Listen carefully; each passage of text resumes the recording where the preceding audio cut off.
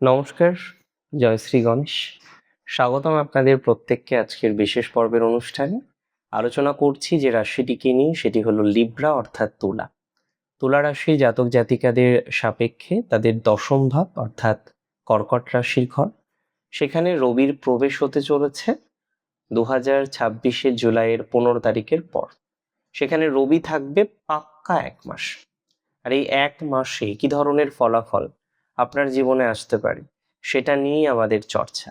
দেখুন, মাথায় রাখতে হবে রবি আপনার লাইফের একটা গুরুত্বপূর্ণ প্ল্যানেট। মাথায় রাখতে হবে রবি তুলা রাশির জন্য কিন্তু অত্যন্ত গুরুত্বপূর্ণ। কেন তুলা রাশির জন্য অত্যন্ত গুরুত্বপূর্ণ? কারণ রবি তুলার একাদশপতি, তুলার সফলতা ভাবের অধিপতি হচ্ছে রবি। তাই রবির সঞ্চার, রবির যে কোনো সঞ্চার তুলা রাশির সফলতার সাথে ডিরেক্টলি অ্যাটাচড, তুলা রাশির সফলতা প্রাপ্তির সাথে ডিরেক্টলি অ্যাটাচড। 16 জুলাই থেকে রবি থাকবে কর্কটে, আপনার দশমে, আপনার কর্মক্ষেত্রে। 1 মাস রবি এই রাশিতে থাকবে এবং এই 1 মাস আপনার জীবনের নানাবিধ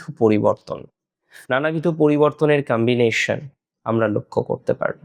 এই সঞ্চারের যদি দুটো দিক আমি ধরে নিই, একটা মানসিক বা মনস্তাত্ত্বিক দিক আর একটি বাহ্যিক দিক, তাহলে আমার বলতে হয়তো সুবিধা হয় যে এই সঞ্চার আপনার মনস্তাত্ত্বিক দিকে, আপনার মানসিক যে দ্বিধা আছে, মনের মধ্যে যে অলসতা আছে, যে কনফিউশন আছে, সেই কনফিউশন অনেকটা কেটে যাবে।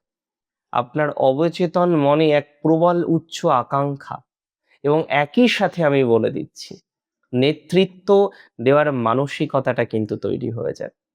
এতদিন ধরে যারা পর্দার আড়ালে কাজ করছিলেন, তাদের মনে এক জেদ কাজ করবে যে এবার আমাকে সামনে এসে নিজের ক্ষমতাটাকে প্রমাণ করতেই হবে।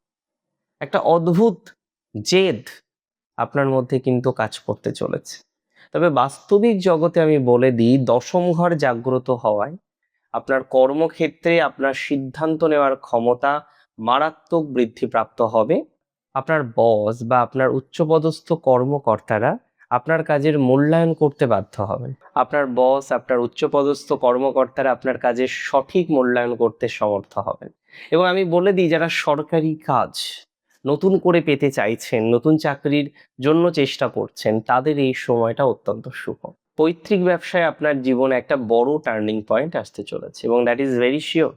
আমি আপনাদের খুব দায়িত্ব নিয়ে বলে দিই, এই সঞ্চারের প্রভাবে একটা অত্যন্ত শক্তিশালী ধনযোগ এবং একই সাথে কর্মযোগ তৈরি হচ্ছে। তার প্রভাবে আপনি দেখতে পারবেন, আপনি যে কাজই করবেন সেখান থেকে সরাসরি আর্থিক লাভ আপনার কিন্তু সুনিশ্চিত হবে।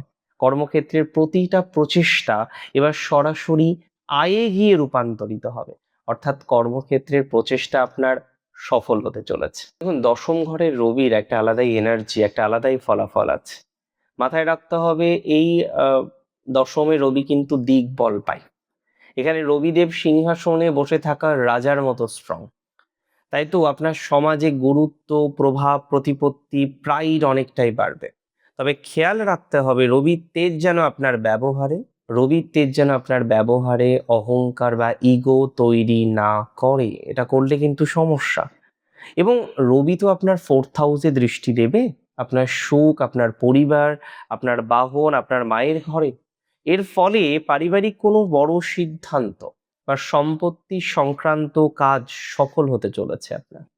মায়ের স্বাস্থ্যের দিকে একটু নজর দেওয়ার চেষ্টা করবেন।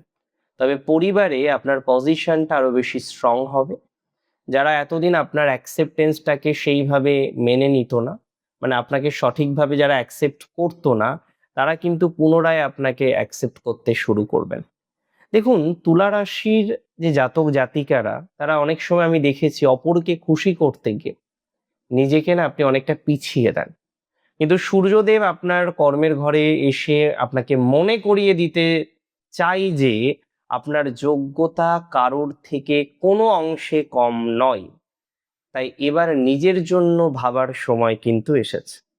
রাজকীয় ভঙ্গিতে বুক চিতিয়ে দাঁড়িয়ে কাজ করার মতো সময় এসেছে। কোনো কাজের দায়িত্ব নিতে প্লিজ ভয় পাবেন না। মনে রাখবেন, হীরেকে যত বেশি পালিশ করা হয় তার উজ্জ্বলতা তত বেশি বাড়ে। নিজের বুদ্ধির উপর ভরসা রাখুন শ্রী গণেশের উপর ভরসা রাখুন, ভালো হবে। এই সঞ্চারকে যদি আমরা একটু ক্লাসিফাই করি, মানে কেমন ধরনের চলছে, কি বৃত্তান্ত, তাহলে আমাদের হয়তো বুঝতে আরো বেশি সুবিধা হবে। তো আমি আপনাদের জানাই, প্রথমে তো রবি অবস্থান করবে নক্ষত্র পুনর্বসুতে। কবে থেকে কবে পর্যন্ত?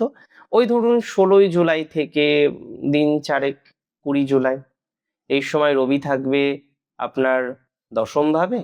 সেখানে রবি অবস্থান করবে পুনর্বসুতে। বৃহস্পতি আপনার তৃতীয়পতি, ষষ্ঠপতি দশমে বসে আছে এবং এক্সাল্টেড হয়ে বসে আছে, তুঙ্গ হয়ে বসে আছে। তার প্রভাবে এই মুহূর্তে আপনার কর্মের যোগাযোগটা বাড়বে। যারা নতুন চাকরি চেষ্টা করছেন, খুব ভালো সময়। যারা প্রমোশনের চেষ্টা করছেন, খুব ভালো সময়। সাহসের জোরে শত্রু পরাস্ত করার জন্য খুব ভালো সময়।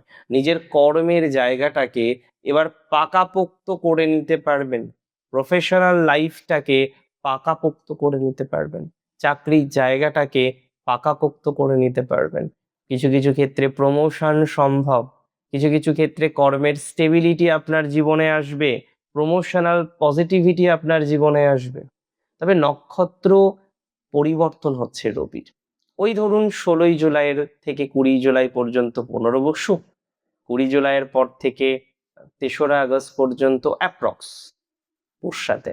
পুষ্যা শনির নক্ষত্র, শনি আপনার চতুর্থপতি পঞ্চমপতি এই মুহূর্তে ষষ্ঠে আছে এবং তার সাথে দশম একাদশের কানেকশন।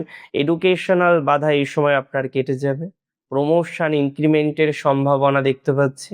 ব্যবসায় বড় কোনো প্রজেক্ট নিয়ে কাজ করতে চলেছেন আপনি, আপনার এই সময় যে কোনো নেওয়া বুদ্ধিমত্তার সিদ্ধান্ত আপনার বাস্তবিক জীবনে বড় সফলতা কিন্তু এনে দেবে। আপনার বাস্তবিক জীবনে একটা বড় সফলতা আপনি কিন্তু লাভ করতে চলেছেন। অর্থাৎ এই 13 দিনের যাত্রা আপনার ক্যারিয়ারের সব থেকে বড় টার্নিং পয়েন্ট হয়ে উঠবে। এই 13 দিনের যাত্রা আপনার ক্যারিয়ারের সব থেকে বড় ডেভেলপমেন্টকে রিপ্রেজেন্ট করে। এই 13 দিনের যাত্রা আপনার বাস্তবিক জীবনের জন্য অনেক অনেক অনেক বেশি গুরুত্বপূর্ণ। এবং আমি বলে দিই, এই সময়ে নেওয়া আপনার বেশ কিছু ডিসিশন আপকামিং টাইমেও আপনাকে প্রচুর পরিমাণে সাপোর্ট করতে চলেছে।